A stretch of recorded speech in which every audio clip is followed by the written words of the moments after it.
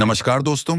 रुद्रगढ़ की वो हवेली जहां हर रात एक नई दुल्हन आती थी और जिसकी सुबह कभी नहीं का शैतान विक्रम सिंह राठौर जो हुस्न का होती थी, उस हवेली का मालिक था। एक 65 साल पुजारी था और मौत का सौदागर। लेकिन 20 साल से चल रहा यह खूनी खेल तब एक नया मोड़ लेता है जब उसकी जिंदगी में आती है 18 साल की अनाया, एक ऐसी लड़की जिसकी मासूमियत के पीछे एक गहरा राज और आंखों में इंतकाम की आग थी। तो क्या वो विक्रम का अगला शिकार बनेगी या शिकारी को ही अपना शिकार बना लेगी? यह कहानी है एक ऐसे ऐसे खतरनाक इश्क की जहां हर सांस पर धोखा और हर नजर में मौत है। पहाड़ों के बीच बसा रुद्रगढ़ गांव जितना खूबसूरत था उतना ही खौफजदा, और इस खौफ की वजह थी गांव के बाहर बनी वो आलीशान राठौड़ हवेली। दिन के उजाले में भी उस हवेली की ऊंची दीवारें और बंद खिड़कियां एक अनकहा डरावना सन्नाटा ओढ़े रहती थी। और इस किले का बादशाह था 65 साल का विक्रम सिंह राठौर, एक ऐसा अरबपति जिसकी दौलत की कहानियां तो बहुत थीं, पर उससे कहीं ज्यादा मशहूर थे उसकी बेरहमी के किस्से। पिछले 20 सालों से विक्रम का एक ही दस्तूर था, वो गरीब खूबसूरत लड़कियों पर नजर रखता, उनके परिवार को अपनी दौलत के बोझ तले दबा देता और फिर उनसे शादी कर लेता। शादी की रात हवेली जन्नत की तरह सजती, लेकिन वो रात उस दुल्हन की जिंदगी की आखिरी रात होती। अगली सुबह गांव वालों को बस उसकी मौत की खबर मिलती। कोई कहता विक्रम उन्हें मार देता है, कोई कहता हवेली में कोई पिशाच है जिसे हर कुछ महीनों में एक नई दुल्हन की बलि चाहिए। सच कोई नहीं जानता था। एक दिन इसी खौफ के माहौल में गांव में अनाया आई। वो इतनी खूबसूरत थी कि चांद भी रुक कर देखे, पर उसकी आंखों में डर नहीं, एक अजीब सा आत्मविश्वास था। उसने विक्रम और हवेली की कहानियां सुनी, लेकिन वो डरी नहीं, बल्कि एक शाम वो खुद उस शैतान की मांद में उस हवेली के दरवाजे पर जा पहुंची। विक्रम अपने बाग में बैठा था। उसने अनाया को देखा और देखता ही रह गया। आज तक उसने ऐसी खूबसूरती और ऐसी निडर आंखें नहीं देखी थी। अनाया ने बिना डरे अपनी शहद जैसी मीठी लेकिन सदी हुई आवाज में कहा, विक्रम जी, मैंने सुना है आप हुस्न के बहुत बड़े पारखी हैं, और यह भी सुना है कि जो आपको पसंद आ जाए वो आपका हो जाता है। विक्रम मुस्कुराया, तुम जानती हो मैं कौन हूं, फिर भी मेरे सामने खड़ी हो, तुम्हें डर नहीं लगता? अनाया एक कदम और पास आई। डर उससे लगता है जिससे दूर जाना हो, मैं तो आपके पास आई हूं, हमेशा के लिए।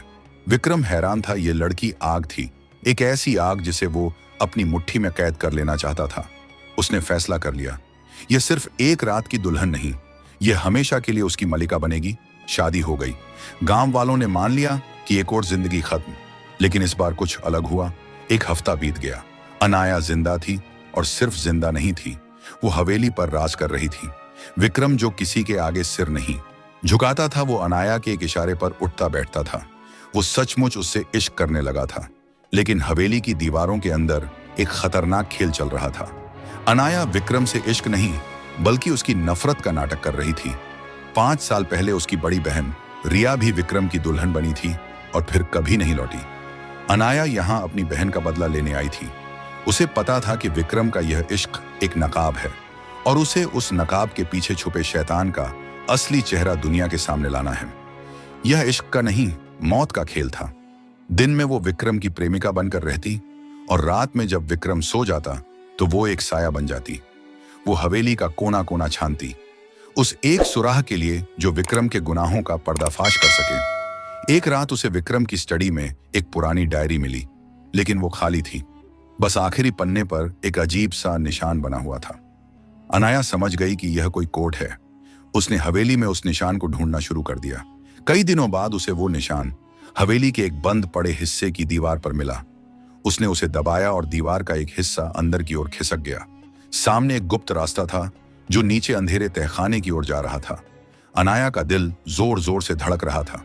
वो सीढ़ियों से नीचे उतरी। नीचे एक लंबा गलियारा था और अंत में लोहे का एक बड़ा सा दरवाजा। उसे यकीन हो गया, उसकी बहन और बाकी लड़कियों का राज इसी दरवाजे के पीछे है। अनाया ने जैसे ही उस दरवाजे को छूने के लिए हाथ बढ़ाया, गलियारे में एक हंसी गूंजी। मैंने तुम्हें मौका दिया था अनाया, मेरी मलिका बनकर रहने का, लेकिन तुम्हारी मंजिल भी यही दरवाजा निकला। तुम्हारी बहन की तरह। अनाया ने पलट कर देखा। विक्रम वहीं खड़ा था। उसकी आंखों में इश्क नहीं, बल्कि एक शिकारी की वहशत थी। उसका प्यार का नवाब उतर चुका था। तुमने मेरी बहन के साथ क्या किया दरिंदे? तो मैं तुम्हारे साथ करूंगा, मैं डोंटिन को नहीं। अनाया, मैं उसे कैद कर लेता हूं। हमेशा के लिए उसने अनाया को पकड़ा, लेकिन अनाया ने संघर्ष किया। उसने पास रखा एक फूलदान विक्रम के सिर पर मारा और भागने लगी, लेकिन हवेली से बाहर नहीं निकल पाई। विक्रम के गार्ड्स ने उसे पकड़ लिया। इसे इश्क की सजा चाहिए, इसे वो सजा दो कि मौत इसके लिए एक हसीन ख्वाब बन जाए। कि गार्ड्स ने अनाया को एक कुर्सी से बांध दिया। विक्रम ने एक इंजेक्शन निकाला और उसे अनाया की गर्दन में लगा दिया। धीरे धीरे अनाया की आंखें बंद होने लगीं। जब अनाया की आंखें धुंधली सी खुली तो उसने खुद को एक अंधेरे ट्रक में पाया। उसके हाथ पैर बंधे थे। ट्रक में कुछ और लड़कियां भी बेहोश पड़ी थीं। विक्रम ट्रक के दरवाजे पर खड़ा मुस्कुरा रहा था। उसने फोन उठाया और कहा, सौदा पक्का, माल निकल चुका है। इस बार का कंसाइनमेंट बहुत खास है। अनाया को कहां बेचा जा रहा है? उस लोहे के दरवाजे के पीछे आखिर क्या राज है? और क्या विक्रम के इस अंतरराष्ट्रीय रैकेट का कभी पर्दाफाश हो पाएगा? अनाया की सांसें चल रही हैं, लेकिन क्या वो जिंदा बच पाएगी? ये जानने के लिए आपको इंतजार करना होगा पार्ट 2 का। अगर ये खतरनाक लव स्टोरी आपके दिल और दिमाग पर छा गई है। ट्रक की हर चालक धड़कनों के साथ साथ हिचकोले भी ले रहा था। अनाया की आंखें धीरे धीरे खुल रही थीं। सिर भारी था और सांसें कुछ धीमी। उसकी नजर अपने हाथों पर गई, अब भी कसकर बंधे थे। पास ही 3 और लड़कियां पड़ी थीं। किसी की उम्र मुश्किल से 15 साल रही होगी। उसने जोर से कोई है चिल्लाने की कोशिश की, मगर आवाज जैसे गले में ही फंस गई। दिमाग में गूंज रहा था, सौदा पक्का, कंसाइनमेंट निकल चुका है। विक्रम सिंह राठौर कोई आम दरिंदा नहीं था। वो इंसानों की तस्करी के उस अंधे जाल का बादशाह था जिसका हर सिरा किसी और ताकतवर तक जुड़ा था। हवेली बस एक जाल थी, एक ट्रैप, जहां मासूम लड़कियां शादी के नाम पर फंसाई जाती थीं और फिर गायब कर दी जाती। अनाया अब जान चुकी थी, ये सिर्फ हवेली की दहशत नहीं थी, बल्कि एक इंटरनेशनल ट्रैफिकिंग रैकेट था। और वो अब उसी जाल का हिस्सा बन चुकी थी। लगभग 10 घंटे के सफर के बाद ट्रक एक वीरान फैक्ट्री के अंदर रुका। दरवाजा खुला, रोशनी की एक तीखी किरण आंखों पर पड़ी। अनाया ने देखा, बाहर कुछ नकाबपोश लोग थे और विक्रम सिंह राठौर खुद अब एक राक्षस की तरह लग रहा था। इसे खास निगरानी में रखो, उसने इशारा करते हुए कहा। यह लड़की आम नहीं है। अनाया को एक अलग कमरे में ले जाया गया, जहां लोहे की कुर्सी से बांध दिया गया था। उस कमरे में कैमरे थे और एक बड़ी स्क्रीन पर कोई उसे देख रहा था। तभी स्पीकर में एक भारी आवाज गूंजी, बोलो अनाया, अब भी तुम बहादुर हो? उस रात जब अनाया हवेली में विक्रम की स्टडी में पहुंची थी और उसे एक खाली डायरी मिली थी, वो सच में खाली नहीं थी। उसमें एक अदृश्य स्याही से लिखा हुआ था, जो सिर्फ विशेष रासायनिक तापमान पर दिखाई देता। अब अनाया को याद आया कि डायरी के पन्ने कुछ गर्म करने पर एक लकीर उभरती थी। क्या वो एक नक्शा था? अब उस फैक्ट्री के कमरे में अकेले बैठी उसने उस कोड को दोबारा मन में दौड़ाया। एक रात जब एक गार्ड गलती से दरवाजा खुला छोड़ गया, अनाया को मौका मिला एक लैपटॉप तक पहुंचने का। उसमें एक फोल्डर था, प्रोजेक्ट सती। फोल्डर में वो था जो किसी ने सोचा भी नहीं था, सैकड़ों लड़कियों के वीडियो क्लिप्स, उनकी शादी, हवेली में उनका पहला दिन और उनका आखिरी। फोल्डर का नाम साथी उन लड़कियों के लिए रखा गया था जिन्हें पवित्रता के नाम पर जला दिया गया, मगर अब ये जलती रहीं सिर्फ सौदे के लिए। वहीं दूसरी ओर रुद्रगढ़ थाने में एक नया इंस्पेक्टर आया था, आदित्य राणा, जो सीबीआई से ट्रांसफर होकर आया था। उसे विक्रम पर पहले से शक था, लेकिन कभी सबूत नहीं मिला। जब अनाया लापता हुई और गांव वालों ने वही पुराना जवाब दिया, वो तो हवेली की रानी बन गई, तब आदित्य को समझ आ गया, इतिहास फिर खुद को दोहरा रहा है। आदित्य ने अनाया की पुरानी जान पहचान खंगाली और तब उसे एक नाम मिला, रिया वर्मा, उसकी बहन। और रिया की फाइल बंद पड़ी थी, नो क्लूज, नो बॉडी। अब आदित्य जान गया कि अनाया अकेली नहीं गई थी, वो बदले की आग ले आई थी। वो हवेली पहुंचा, मगर वहां सब सामान्य दिख रहा था। विक्रम नहीं था, बस एक बूढ़ा चौकीदार जो हर सवाल पर बहरा बन जाता। अनाया ने एक दिन हिम्मत कर गार्ड को फुसलाकर एक कांच का टुकड़ा ले लिया। उसी से उसने धीरे धीरे रस्सी काटी और आजाद हो गई। फैक्ट्री में अब रात हो चुकी थी, गार्ड नशे में थे। वो दौड़ते हुए उसी कंप्यूटर रूम में पहुंची, सारे डेटा का बैकअप लिया और एक वायर से फायर अलार्म ट्रिगर कर दिया। फैक्ट्री में अफरा तफरी मच गई। वो लड़कियों को बाहर निकालने लगी, मगर तभी विक्रम आ गया। तू बचकर नहीं जा सकती अनाया। मैं अकेली नहीं आई थी विक्रम, और अब अकेली नहीं जा रही।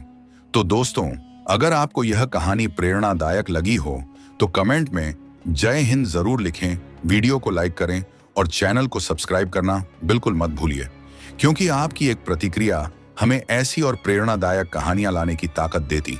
तो दोस्तों, मिलते हैं अगली वीडियो में। तब तक के लिए जय हिंद, जय भारत, धन्यवाद। झुकाता था वो अनाया के एक इशारे पर उठता बैठता था। वो सचमुच उससे इश्क करने लगा था, लेकिन हवेली की दीवारों के अंदर एक खतरनाक खेल चल रहा था। अनाया विक्रम से इश्क नहीं बल्कि उसकी नफरत का नाटक कर रही थी। 5 साल पहले उसकी बड़ी बहन रिया भी विक्रम की दुल्हन बनी थी और फिर कभी नहीं लौटी। अनाया यहाँ अपनी बहन का बदला लेने आई थी।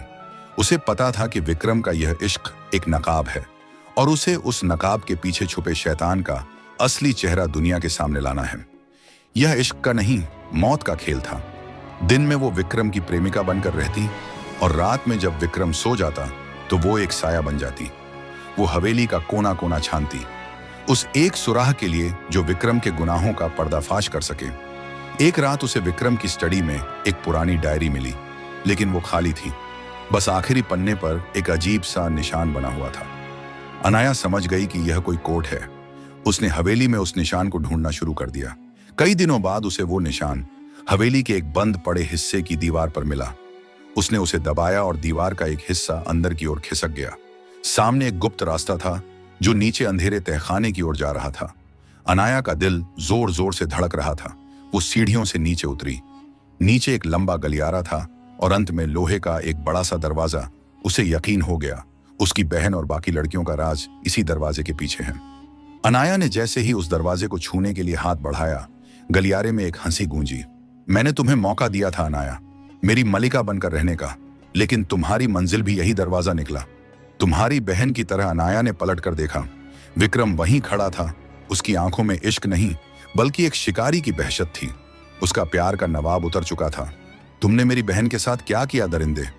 तो मैं तुम्हारे साथ करूंगा, मैं डोंटिन को नहीं। अनाया, मैं उसे कैद कर लेता हूं। हमेशा के लिए उसने अनाया को पकड़ा, लेकिन अनाया ने संघर्ष किया। उसने पास रखा एक फूलदान विक्रम के सिर पर मारा और भागने लगी, लेकिन हवेली से बाहर नहीं निकल पाई। विक्रम के गार्ड्स ने उसे पकड़ लिया। इसे इश्क की सजा चाहिए। इसे वो सजा दो कि मौत इसके लिए एक हसीन ख्वाब बन जाए। कि गार्ड्स ने अनाया को एक कुर्सी से बांध दिया।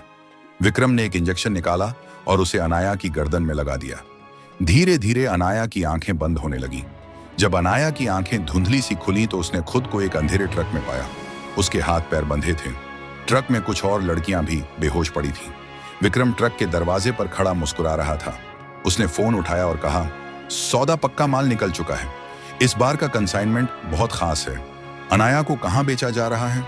उस लोहे के दरवाजे के पीछे आखिर क्या राज है?